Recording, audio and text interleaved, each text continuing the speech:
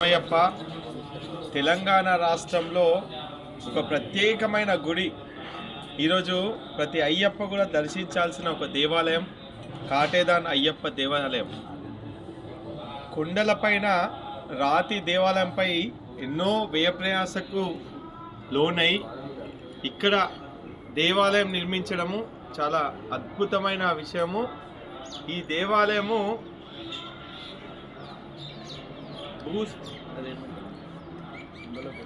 కొండలపైన బండరాళ్ళల్లో చాలా ప్రత్యేకంగా ఈ దేవాలయంను నిర్మించడం జరిగింది. ఈ దేవాలయం నిర్మాణం కోసం చాలా కష్టపడిన వ్యక్తి ప్రమోద్ రెడ్డి గురుస్వామి గారు.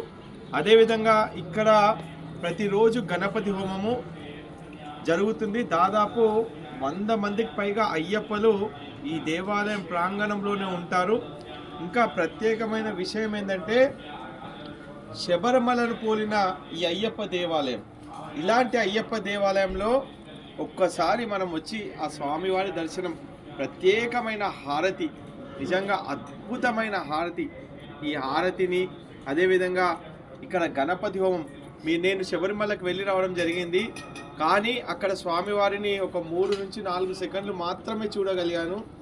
అక్కడి నుంచి ఇక్కడికి వచ్చి ఇక్కడ ఈ స్వామివారిని చూస్తుంటే సాక్షాత్తు ఆ అయ్యప్ప స్వామిని మాత్రం చూసినట్టు అనిపిస్తుంది. కాబట్టి ప్రతి అయ్యప్ప స్వామి కాటేదాన్లో ఉన్న అయ్యప్ప దేవాలయంకి వచ్చి ఈ రాతి మెట్లను కూడా మీరు ప్రత్యేకంగా ఉదయం పూట ఈ మధ్య కాలంలో మెట్టుకు వీరు పడి కార్యక్రమం కూడా చేస్తున్నారు.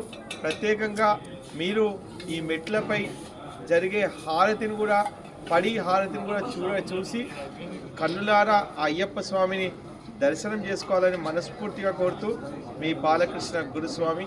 స్వామి శరణం, స్వామియే శరణమయ్యప్ప.